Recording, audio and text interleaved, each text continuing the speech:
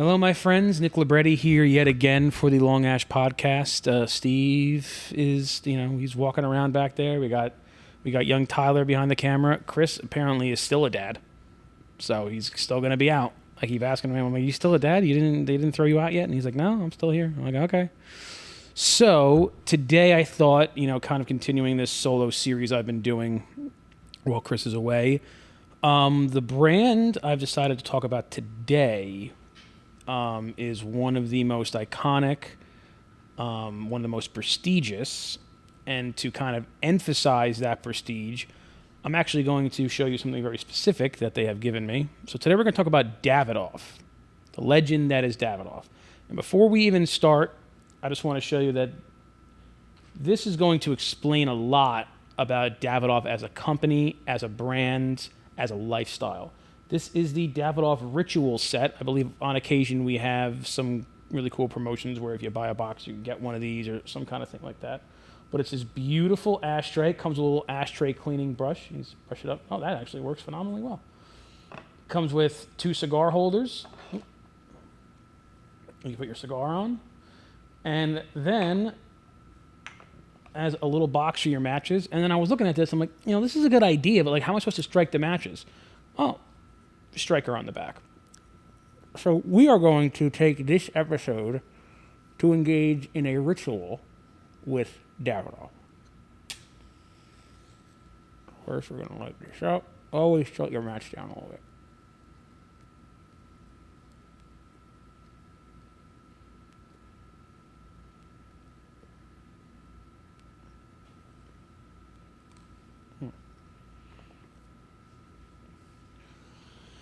Makes it more of an occasion. And that's precisely the point with Davidoff. This is a company that does not just make great cigars. I mean, their cigars are phenomenal, but more goes into it than that. And you can see that by not just the branding of the bands or the names of the cigars or the boxes they come in. It's the accessories that they choose to have. It's the stores that they still maintain. It's the events that they put on. Everything is done to be incredibly memorable because the idea with the Davidoff cigar is they want you to remember every single second you smoked it. They want it to be that special, that unique. And I think that by and large, they have done that better than anyone else. They're in a very, very unique class where really they're only company for this kind of, luxury style. It's not like watches where almost all of the watches that are the super luxury and then, whatever else. Cigars, it's actually quite the opposite. Not the opposite, but most of the brands that people know day to day are not the super luxury. They're the core heritage, been around for many years. Everyone else, now, they're still quality, and some of them are on the higher end of price point. But the real super luxury category is really withheld for a chosen few. You have Davidoff, you have Fuente, you have Padron. You have some brands emerging from Altadis in general that are hitting that category. The new way a lot of the Monte Cristos are being branded and blended, the new way that a lot of Cohibas are being branded and blended, they can kind of fit into this category now. And then Plasencia, by just sheer will, after having been around for over 100 years and blending so many great cigars for all these other companies, when they finally actually put their name on something, that's the category they decided that they deserved to be in, and they were right, and it worked out phenomenally. And no one else has been able to really pull that off, just deciding this is where I fit. So it's been really cool to watch them. But so when you're dealing with, again, this is going to be hard when I'm by myself because I still want to smoke the cigar, so you got to bear with me. When you're dealing with a company like this, I think sometimes what a lot of people see is the price tag. And now I'll admit there's some cigars out there that, try to tap into this luxury, memorable, unique, it's an occasion. But really the only thing they've done is put a higher price on their product. With Davidoff, you have a long history of being just dedicated, uncompromising to the absolute highest quality. They literally sell a $500 cigar, the Oro Blanco. I can't exactly remember the reason why it's $500, but I remember that when it came out, and I talked to the folks over at Davidoff about it, and they told me like what went into it, this and that, why it was priced the way it was priced. They made it worth it, So they kind of they don't think of kind of think of like, if we're going to do this, how can we make it worth that amount of money? We're not just going to make a really good cigar and then just say it's worth $500. They made sure to put in the effort, utilizing the right tobaccos, the right aging to actually make it worth that experience. Because Davidoff is one of those companies that I can smoke a $25 cigar from them day after day and never once feel like I lost my money. Never once feel gypped. And it's related to this long history of quality control, almost in like an obsessiveness that dates back to their founder, Zino Davidoff. I mean, he literally wrote the book on cigar technique and the do's and don'ts and proper cigar etiquette. You can buy it on Amazon. I can't think of the name off the top of my head, but it's like Zino Davidoff's Guide to, whatever. Now, he does have some pretty, what I would call outlandish rules in that I don't think a lot of people need to follow. Some of them are like, it's bad manners to like smoke more. I think it was like smoke more than half your cigar, then you got to put it down, but then he has some like rules in there that I think, is just good manners. Never mash the end of your cigar to put it out. Just like let it sit and go out on its own. Never share cigars. The amount of times when I worked in a store where a customer would like ask for like a hit of my cigar, God, I'm so glad I got out of retail. Well, hold on, gotta keep it going. The smoke is important for the ambiance. You gotta make sure that it's a smoke-filled room. But then probably the most infamous story about Zino.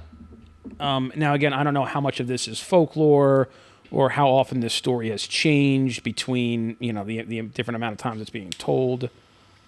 But so to give you guys a little bit of a backstory, and excuse me if I'm not 100 billion% accurate because I haven't read the origin recently, but Zino Davidoff was, he owned a cigar shop. Maybe it was a series of cigar shops in Switzerland for a while.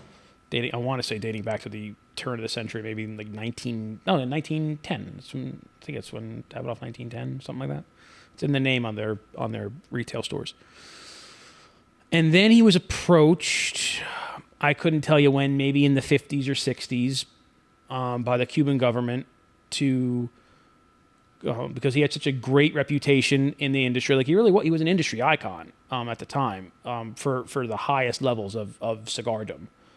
I guess you could say, he obviously worked in the industry, but he was also an influencer of sorts because he dictated like these kind of rules to abide by that people kind of used as their baseline. And the Cuban government wanted to make a cigar with his name on it, and Davidoff Cubans came out in 60s, I believe, maybe the 70s. Again, don't quote me on it. And these cigars have become such a thing of legend because obviously they don't make them anymore, which I'll explain in a minute, that if you find a box like at auction, like a full box, they'll go for like $5,000-$10,000. If it's unopened, probably even more. Because they were very well received from all, I've never smoked them, but from everything I've read, and Cigar Aficionado has that kind of connoisseur's corner, and every once in a while you'll see one of those pop up and it'll get like a 99 or 100, review. But these kind of same issues that some people have seen in recent, in the past 20 or 30 years after the revolution with the quality of Cuban cigars, again, not the tobacco, but kind of the quality control, it was an issue apparently even back in the 80s. And Zino Davidoff, being a man of uncompromising, like he was uncompromising in his his qualities. Like it had to be this way or else it was not going to be. He gave no leeway. And he found that the quality of the Cuban cigars bearing his name was just, it wasn't up to par. It wasn't where it should be. And after, I guess, a few back and forths with Cuba on this, he discontinued their partnership, and he took a batch of, again, what I read in the kind of the folklore was 100,000 cigars. I don't know if that's true, but he took 100,000 Davidoff Cubans and burned them in like a funeral pyre.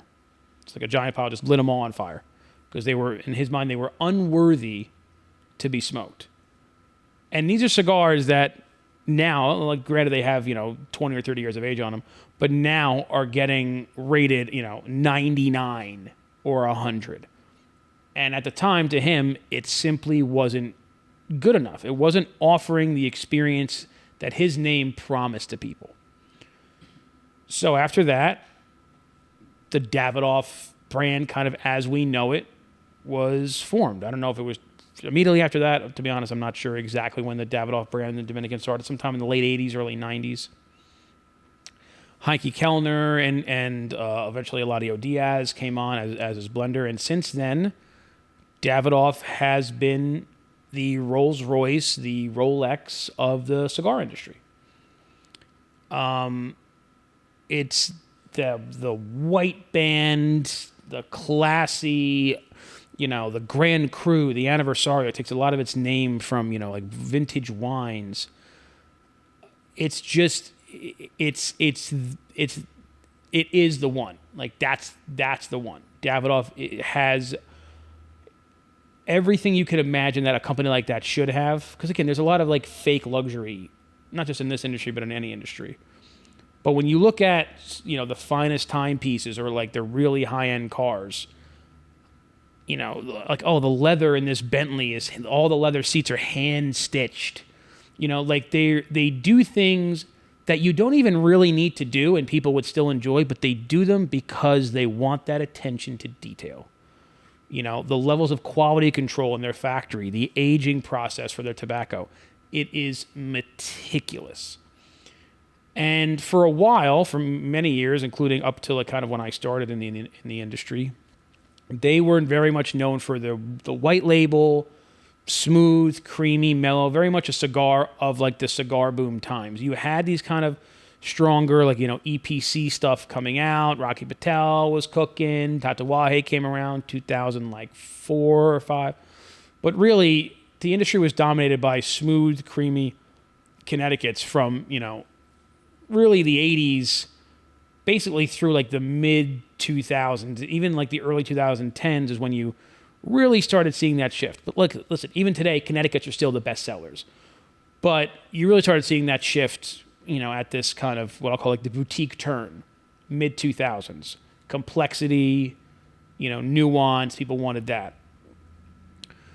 And Davidoff, for a company as established, with a reputation like they do, you would think that they would kind of be stuck in a certain way. It's big international company, like they're just going to want to keep doing things their way, and all people will just buy it because it's Davidoff.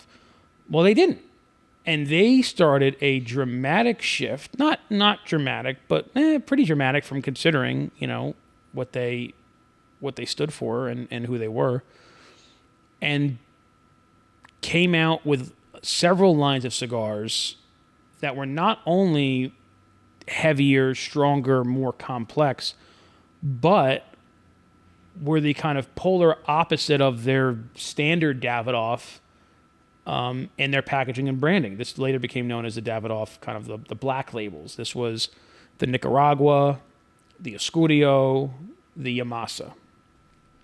And on top of that, they also came out with the Winston Churchill line, which I'll also get to. And not only did they, they didn't just like, oh, we'll make some strong cigars, put the Davidoff band on them, and we'll do whatever. They took the same level of quality control that they've had for years and years with their white label, and they're like, all right, well, now how do we make stronger cigars still offer somebody an experience like this? Which is very tough. When you're working with stronger, more flavorful tobacco, the chances of something going wrong are much higher because you're dealing with kind of more flavors, more complexity, so you really got to nail it. And they did. The Nicaragua, the Yamasa, and the Escudo were held to the same standard, and they were immensely successful. Immensely successful. And then on top of that, I remember one of the first cigar events I went to kind of in my corporate capacity when I joined the corporate team out of the store and we started doing the filming. They were launching the new Winston Churchill. So, fun fact that I think maybe a lot of people don't know about. Davidoff did do a Winston Churchill cigar before that, sometime in the 90s or early 2000s, that I've been trying to get my hands on if anyone has any. But it was very different. It had like band. It had nothing to do, it didn't look like anything like Davidoff. It was like almost like an Opus X style band, like a lot of laurels on it. It said Winston Churchill. All of the names were named after like different things from like Great Britain, World War II. Like you had the Spitfire, you had the Blenheim. I think you had like the Downing Street, something like that. But they kind of relaunched it to bring it more in line with, the Davidoff branding. And also, just so you know, like that's the kind of company you're dealing with that they got permission to do 2 different Winston Churchill cigars. The epitome of like British high society, like the prime minister, one of the most famous figures in all of British history. And like Davidoff got to do the cigar about him twice. But it was like at like this art studio and somewhere in Manhattan. Very, very, like I felt very out of my depth. It was very fancy, champagne being passed around. They had Winston Churchill's grandson there, and he gave a speech. I got to talk to him for a few minutes. And the cigar was remarkable. And, medium, hindering on medium to full, like again, much stronger, not much stronger, but stronger than what you would typically think with your standard, your Grand Cru, your Anniversario. And then on top of that, they released the Late Hour, which is the dark Maduro version with the tobaccos aged in Scotch barrels. And that's a very strong cigar. Again, still nuanced. It's not overpowering on the palate. But in terms of its strength, it's strong. And they were able to pull that off flawlessly. And again, it's this commitment to luxury and quality at all costs. So if they have an idea for a blend and they realize, again, that to make any kind of money on this at all, like, oh, listen, we're going to have to sell it for $500, they're going to do it. And it's going to be worth it, again, to a degree. Everyone has different opinions on this kind of stuff. But I'll tell you that, like, the time and effort went into making that cigar $500. Or, the Royal, making it the 100 or 125, whatever the price of the Royal is. So, and their sales, in an industry that unfortunately it becomes these just competitive with pricing and deals and discounts, which I'll be honest, I hate. And I know that's silly coming from a guy who works for JR, but a lot like this industry should not be doing that anymore. These discounts constantly. Now, if you want to do giveaways and some extra cigars or some cutters and lighters or a ritual set, awesome. I personally just hate discounting because this is a premium industry, man. Like the amount of time and effort, the hands that go into making this, and sometimes it gets treated like, you're selling soap. Like, oh, it's 20% off coupon for the soap. Anyway, that's a personal problem, not a professional one. But in a world where that is the driving force behind a majority of sales, companies like Davidoff, like Padron, like Fuente, have very, very tight restrictions on the ability to discount. They'll do a giveaway or something like that, but they do not want you discounting and hurting their brand. And these are companies that are some of the biggest in the industry, and people still buy them. Which shows that if you don't bastardize your brand, which shows that if you maintain a commitment to quality and consistency above all else, people will come back time and time and time again. And you're never going to have to resort to, oh, we'll just offer them a 40% off, offer them a thing. I think that Davidoff and companies like it lay a really good groundwork for what our industry should be.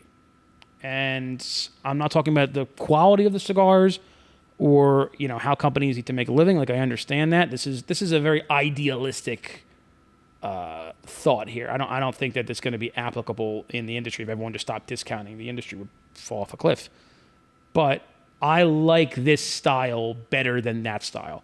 I like what Altadis is doing with the Romeo 150th and the M. Because that's what cigars should be. They should be an experience. They're not should be something just tossed away. It should be an experience. Even if you're a guy who smokes, a couple a day. And even if you're a guy who's mowing the lawn and who's going to have something to chomp on, even if that cigar is not expensive, it should offer you something.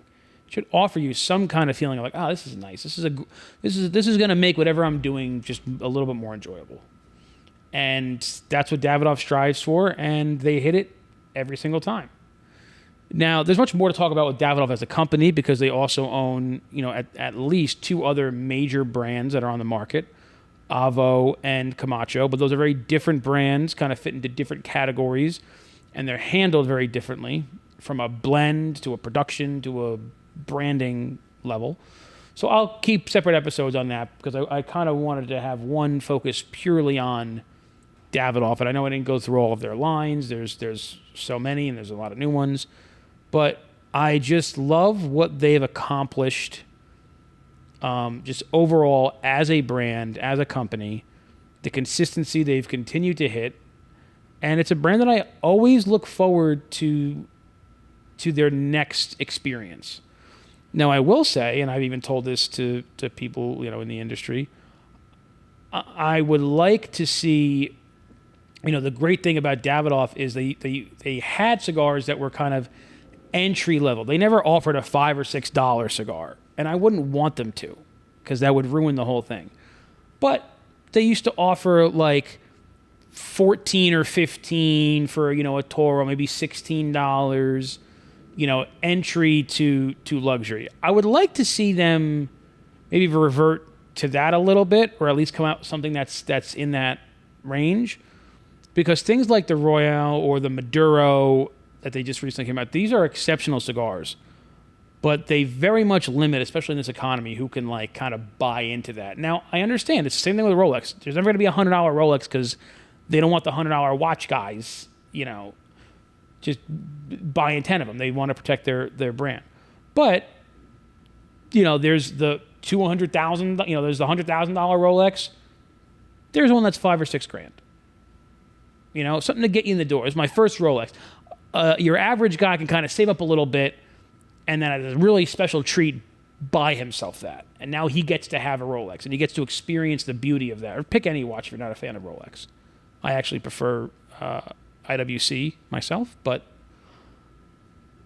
I would like to see them go to that a little bit. I would like to see $15, $16, $17 Davidoff as that entry. Oh, I can save up and get myself a 4-pack of this, and it'll be a real nice treat. Because no one, if you can't afford a $30 cigar, you're not going to spend $30 on it. You're not going to save up to buy one cigar for $30. I mean, very, very rarely are you going to do that.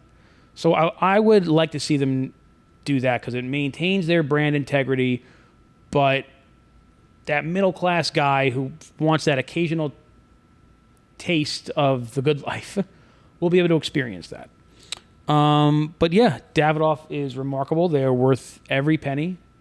And make sure to check them out on our website. And I don't know what they have coming out next, but they told me, but I don't think I can say. But there's some interesting things in the works over there. So please, if you ever have the chance, make sure to enjoy a Davidoff. My personal favorite is either the original Winston Churchill or the Millennium, but they have something for the mellow, something for the rich and bold, something for the medium body. So please enjoy Davidoff Cigar at JR when you can. And thank you very much for watching. Make sure to comment, like, and subscribe. And as always, keep it lit.